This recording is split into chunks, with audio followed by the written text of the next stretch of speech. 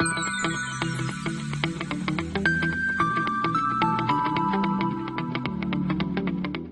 dear students, this is Devang Shah from LG Institute of Engineering and Technology. Right, we are learning about the subject basic electrical engineering. So in our last session we have discussed about the Norton theorem. In our today's session, let's discuss a new theorem. That theorem we define as the superposition theorem. So basics of networks we will again quickly discuss. Thevenin theorem we have already discussed. Norton theorem we have already discussed. So in our today's session, we are going to discuss about the superposition theorem. Two more topics, those are related to the circuit analysis. One is called nodal analysis, and another one is called the mesh analysis. That part we are also going to learn. Now you can see here the basics of the network. So what is a circuit? Again, the path through which current flows or intend to flow is defined as the circuit. So this is example of circuit. So this is a complete circuit having the two loops, right? Now here, what is a node or junction where three or more than three branches are connected, or two or more elements are connected together is defined as the node. So this is example of node. You can also consider as a branch where a part of circuit or network which lies between two nodes or junction. For any wire, if elements are connected, let's say one single component or element is connected, or more elements are connected in a series. So this is defined as a branch. So you can see all these three branches or maybe more branches you can incorporate in a circuit, right? Same way, what is a loop? So ultimately, closed path in a network or in a circuit is defined as a loop. So you can also consider it as a mesh. So ultimately, everything depends on the current. Where current must follow the closed path, that is defined as a circuit or loop. Right now, let us quickly discuss about the our next theorem, which is called a superposition theorem. Right. So here we already discussed Thevenin theorem and Norton theorem. Where why we are learning this theorem? These theorems are called circuit theorems because there are various ways. So this is one of the way. This is one of the method to solve or to analyze the complete circuit. So once you design the circuit, then in circuit there are so many number of resistors, voltage sources, current sources are available, and you have a voltage drop across a specific resistance or current which is passing through that particular resistance. You can be able to find by any method. Either you can go for a Thevenin method or Norton method, or next is the superposition method, right? So it is used to solve the electric circuit which have more than one energy source, right? So here in this circuit we have a more number of voltage sources and current sources, right? So it is applicable to only a linear circuits. So this is obvious things where only a resistive network you can apply the superposition theorem. Same way, therefore, it is not applicable to circuit which have non-linear components or non-linear devices like diodes, transistors, etc. Right? Same way, if you define here, this is the circuit of the superposition theorem where there are two voltage sources are available, three resistors are connected in series and parallel combination. So, statement is that in a linear bilateral network containing more than one energy source, the resultant current or EMF flowing in this element can be found by considering each source separately, while all other sources are replaced by their internal resistance and then algebraically ending currents EMF or due to the individual sources. So what does it mean? In this particular network, there are two sources, two voltage sources are there, and let's say I want to find the current which is passing through resistance R2 or voltage drop across R2. So what I have to do, I have to consider the effects of both E1 and E2, right? So once you consider both the effect E1 and E2, right, on a specific resistance R2, right? Simultaneously you cannot take two voltage sources together, right? So what you have to do here, you have to take first effect of E1, then you have to calculate the effect of E1, then you have to take the effect of E2, and then you have to calculate the effect of E2. Then and finally you have to algebraically add or subtract this two effects that is passing through resistor R2 or voltage drop across R2, right? So superposition, that means at a time only one source you have to consider. So at a time only one source is at the supreme position, right? At that time it is acting in a circuit. That's why this is considered as a superposition, right? Let's discuss one by one. So you can see here the example where there are two sources are available. One is the voltage source, another one is a current source, and two resistances are available, are connected here. So where your job is to find the voltage drop across 9 ohm resistance or current passing through the 9 ohm resistance, right? So how you can find the effect of this two separate sources, like one is voltage source, another one is a current source. So basic method is to take one at a time, right? So let's first consider 3-volt source. So what you have to do, you have to make the current source zero. Current source zero, that is current source, you have to make it open. So once you make any current source open, that means value is zero.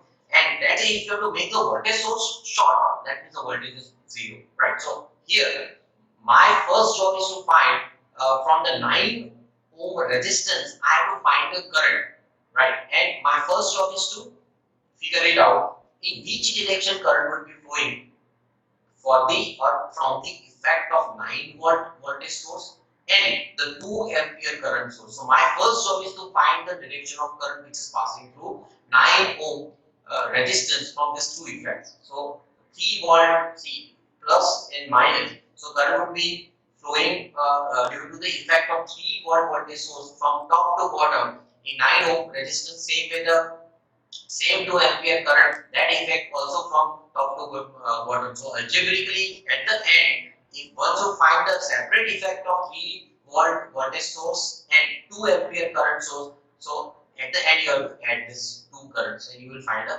answer. So we'll start with the step number 1 where 2 ampere current I make it open, so it's a 0. So your circuit is only 3-volt which is applicable to the series connection of 6 ohm resistance and 9 ohm resistance. So from that you can be able to find your current. It's very simple using the Ohm's law. So you can find your I9 dash current, which is dash stands for only single effect, and that effect is because of the 3-volt source, right? So now I9 dash, that is equal to 3 divided by 6 plus 9. So that particular current is from A to B, from top to bottom, that is 0.2 ampere. Same way, now consider 2 ampere current source where voltage source must be short or it's a 0. So now we are finding the effect of current which is passing through 9 ohm resistance because of the 2 ampere current source. So you can easily find why, because here that's a current divider rule. So ultimately I9 double dash, that is the effect of current which is passing through 9 ohm resistance from or of the 2 ampere main current source. So I9 double dash is equal to 2 multiplied by 6 divided by 6 plus 9. That's simple current divider rule. So it's a 0.8 ampere. So here for both the effect, see current directions are always from A to B in the same direction.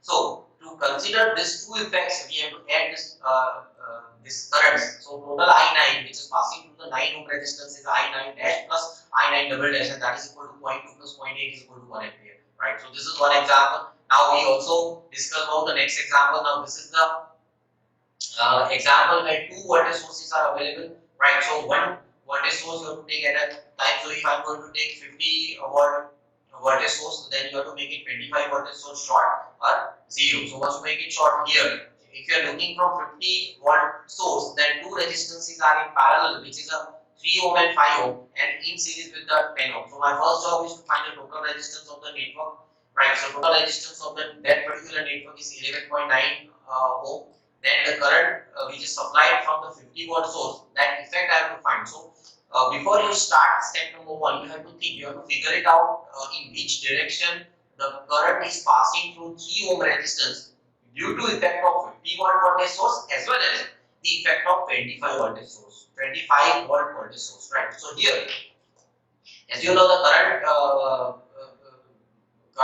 effect or current supplied by the 50 volt source, that I define as I1 dash, and that is equal to 50 divided by 11 point the total resistance of the circuit, which is 4.2 ampere. So from this I can be able to find the I2 dash using the current divider rule. So I2 dash is equal to 4.2 multiplied by 5 divided by 5 plus 3. This is the current divider. So 2.63 ampere. That is the effect of current, that is the current which is passing through 3 ohm resistance due to the effect of 50 volt source, then that current direction is from again A to B, is from top to bottom, right? Same way, the current which is passing through 5 ohm resistance is 1.58. So here we are looking for current which is flowing through all independent resistances. So you can see all the effect here. Now, as we discuss about step number 2, where now I am taking the 25 volt source and so making the 50 volt source short. So same formula, but I am now looking from this side. You can see here from this side you can looking for from 25 volt voltage source you are looking for, and you are making 50 volt short. So same here, 10 ohm and 3 ohm both are in a parallel in series with the 5 ohm. So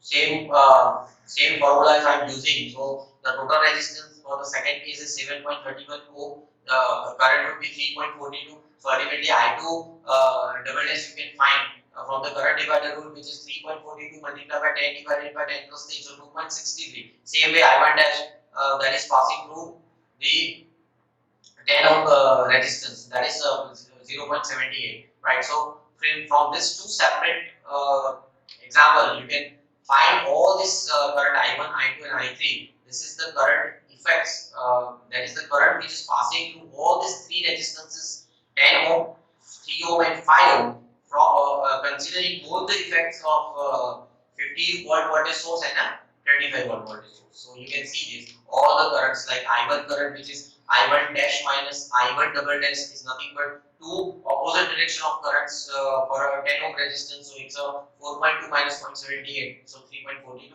Same way the current which is passing through the 3 ohm, where two currents are in the same direction for both the effects. So it's a 5.26, and same the current is passing through 5 ohm resistance I2, that is equal to I3 double dash minus I3 dash. Again, two currents are in the opposite direction, which is passing through 5 ohm.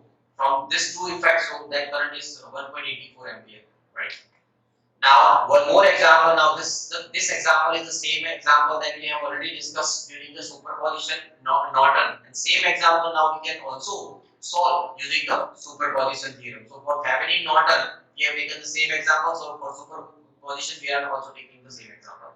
So, here two voltage sources, 10 watt, 20 watt, 10 ohm resistance, 10 ohm resistance, and 40 ohm resistance.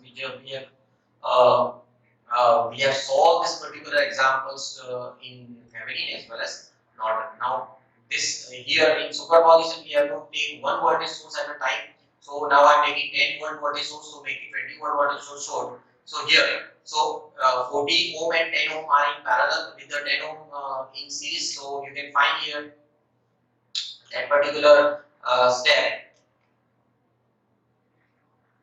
You can see here the total resistance across the 10 volt, which is at 18 ohm. The current of the circuit is 0.5 ampere, and which particular current which is passing through the 40 ohm resistance, which is of 0.4 ampere. So all this you can find using the current divider rule. Same way, now I am taking here 20 volt source and make it 10 volt source short, right? So here I am looking for here from from this direction. So you can see here 10 ohm resistance and 40 ohm resistance both are in parallel with the series of 10 ohm resistance. So you can easily find the total resistance for this particular step number 2 is 18 ohm. Again, the current which is passing through the 5 ohm resistance, which is 0.25 ampere, that's the total current, and from this you can be able to find I3 dash current using the current divider rule. So here ultimately current are two current directions are passing from terminal A to B. It's from top to bottom. So at the end you can add these two currents, like I3 is equal to I3 dash plus I3 double dash. So 1.28 for the case number 1, where you have taken a 10 volt source, then I3 double dash, which is the current because of the effect of 20 volt source. So both in algebraic sum you can find the total current, which is 1.68 ampere, right? So the current which is passing through 40 ohm is 1.68 ampere. Now this is the case where you already found in the Norton and Norton and Thevenin theorem. You can just check it out. Thank you very much, dear students. If you find any query, please write in a comment box.